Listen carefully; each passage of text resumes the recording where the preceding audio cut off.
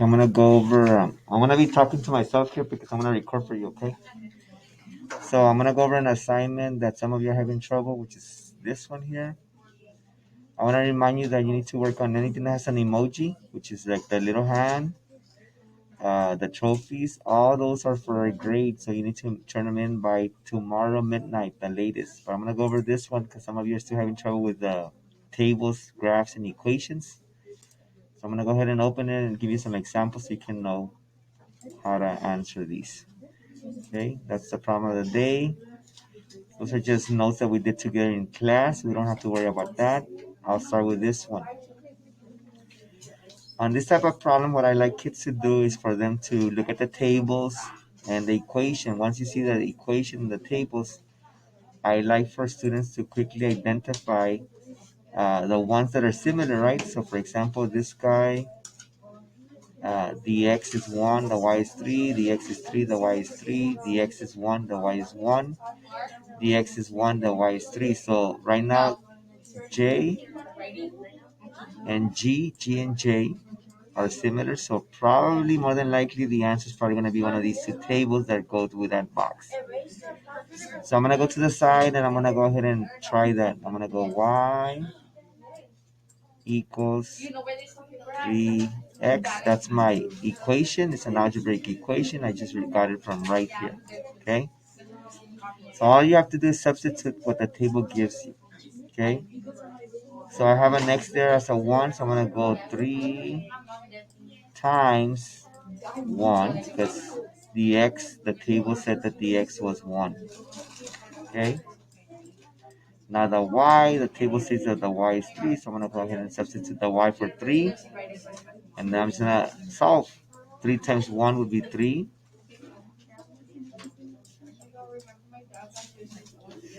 So now for sure I know that the answer has to be G or J because that equation, this table represents this equation because I just substituted the variables for the value of based on the table. So I know that F is not the answer, H is not the answer. Okay? So to figure out which of these is the answer, I'm going to write my equation again. All this should be done on your mathematics homework folder, homework journal. And I'm going to try the last one. So I like to try the beginning and the last one always and see from there if I can figure out which is the best table that represents this equation. So if you notice on the last one, the y is 21 now, so the y will become 21. Now the x is 7, so I'm going to go 3 times 7. 3 times 7 would be 21. And that is equivalent to that 21. So now I know that question 1, the best table that represents this equation would be G. Why? Because here they have the 18 there.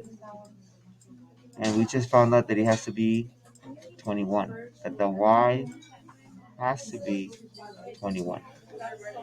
So this is how you solve a question that deals with an equation and tables to see what table represents the equation. I basically write the equation and I substitute the beginning variables and the end, and that's how you figure out which table represents the equation. Okay. The next question that's similar to this, so you can go and do that now. You can try one by yourself. Will be this one. Let me clear the screen.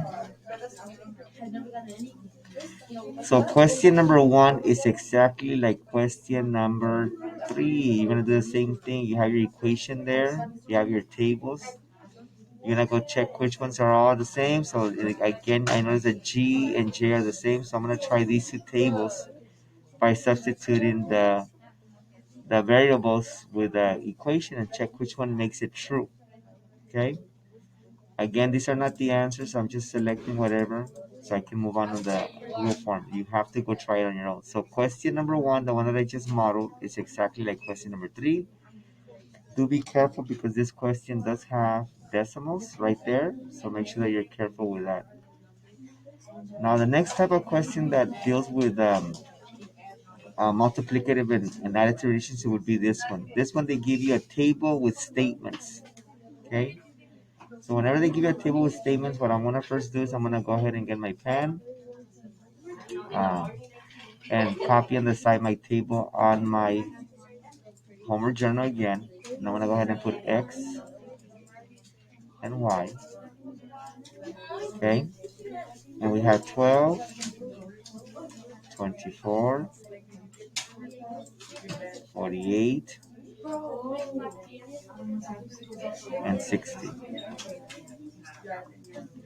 And on the other side, for Y, we have the corresponding for X for is Y. So we have 18, 30, 54, and 66. Okay. So we want to see what's the relationship between the X and Y. Okay. So we can kind of see here the choices. We see that maybe we can be multiplying. Can I multiply 12 times something to give me Y? No, we can't. So for sure, it's probably not going to be multiplicative. Then we have the additive one. Additive, additive. Can I come up with something that adds and gives me 18? Well, yeah, 12 plus 6 gives me 18.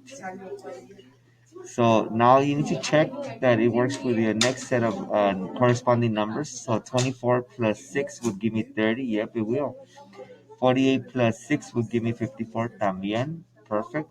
60 plus 6 would give me 66. So now I know that my equation should have been x plus 6 gives me y. So it is an additive relationship, and we did 6 more, so the answer would be J. Okay, so all I have to do is figure out how does the x become the y. Usually it's going to be a multiplicative relationship or an additive relationship. Once you figure out what the relationship is, what the function is, the rule, then I'll be able to figure out which one is the best statement that's describing this table. Okay. Um, Now question number 2 will be exactly like question, so you can see which ones will be similar. Question number 2 will be exactly like. Good morning. Excuse me, interruption. So question number 2 is exactly going to be the way I figure out question number 2. You're gonna figure out question number. Again, don't listen to these answers. I just click them so I can move on. Question number 4 is like, question number 7 is like number 2. So you're gonna find the relationship between X and Y again, just like I did number 2.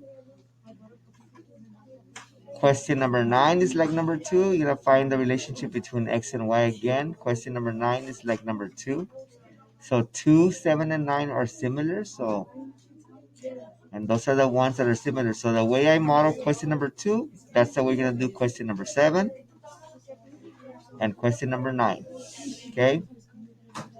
Now the next type of question that I'm going to go over is the one that gives you graphs like this guy. I guess I'll do 6. These are the even easier questions because all I need to do is check which table represents the graph by looking at the order pairs. Okay, so I'm gonna get the thinner one. But if you notice here we have X and Y, maybe you might want to do the table vertically. Uh, and we have the X here 1, 2, 3, 5, and 6. Okay, and then the corresponding to X would be 1.5 or 1.50, 2.5 or 2.50, since we want to think of money sometimes to make it easier. 3 and 3.50 or 3.5, right? 5 and 5.5, and 6 and 6.5. Okay. Your job is real simple. Your job is to go ahead and check which order pair like basically when you have a table with your x and y variables, you have order pairs basically. So I can say, okay, this would be my first order pair, this would be my next one, this would be the next one, this would be the next one, this would be the next one, right? Now I'm gonna go graph these. So one, so remember that one we always go first this way, and then 1.5, then we can go up 1.5, we go up 1.5 right there. It does not hit no point, so now I know that letter A is not the answer. Okay, let me make this thinner. So letter A would hit it right here. So it's 1.5, 1.5 would be right there, right there. And that's why letter A is not the answer. Let me try letter B. So we have 1.5. So first we go 1 unit to the right, because it's positive. 1.5. So it's going to be 1.5. That one does hit it. So far so good with letter B. Then when I check 2.5. So I'm going to get it again. 2.5. That would be 2.5. Boom. It hits it again perfectly. So far, letter B is looking like the right graph. 3.5. So I'm gonna go here. X always first. 3, and then we have 3.5. 3.5 right there. I went crooked, but you know what I mean. It's right there exactly. The next one is 5, 5.5. So I'm gonna go 5 right there. X always goes first. 5.5 would be 5.5. It hits it again. And then 6, 6.5. So we're gonna go 6,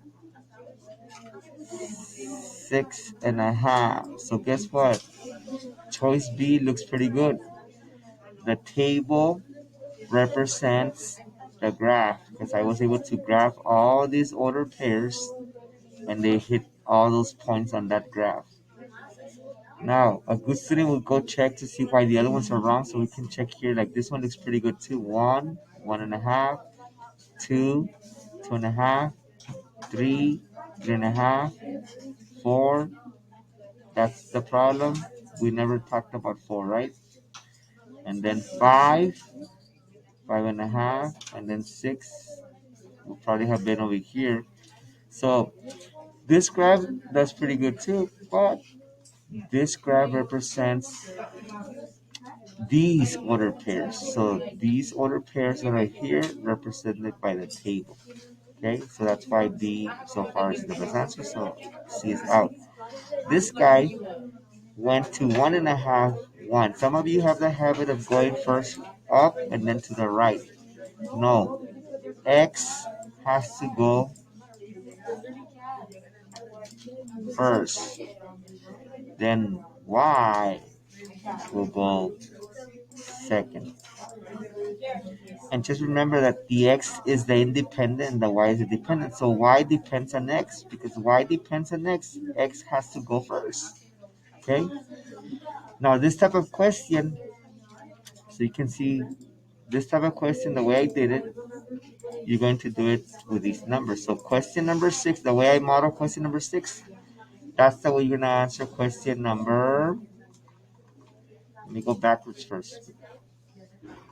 Question number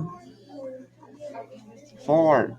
There's your table, X, Y, X, Y, X, Y, X, Y. Go graph them. Go graph them the way I modeled it. Here's question number 5. Same thing. Here's your table. So you're going to graph this table and check if it hits the points. You're going to graph this table, check if it hits the points. Graph this table, check if it hits the points. Graph this table, check if it hits the points. This one is the one that I just did with you, which is the one that matches what I just went over.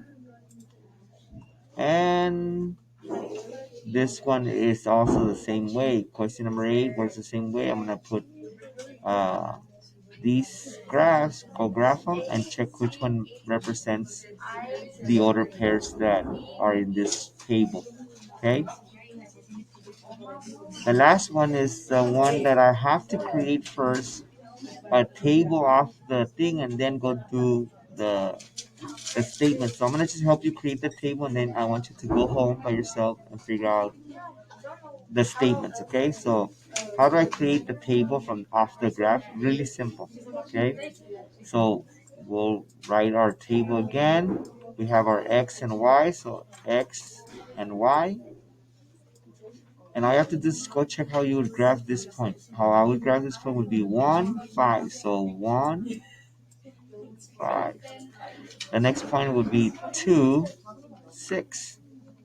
2, 6. The next point would be 3, 7. 3, 7. Remember that we first go on the x, then we go on the y. Some of you like to go up 5, 1. No, it's 1, 5, 2, 6, 3, 7, 4, 8. So 4, 8. Once you finish your table, I'm going to let you finish the table by yourself. Go ahead and check the relationship between x and y so you can figure out which statement represents this table, which represents this graph. Hopefully this video helps you. Make sure you don't forget to at the end submit. Remember the answer choices that I had clicked on, those are not the right answers. Those were the answers just for you to understand how to, so I can move on to the next problem. Because with Google form, I have it set up where if you don't answer it, you can move on to the next problem. Okay? It'll be on the YouTube. Make sure that you go look at it.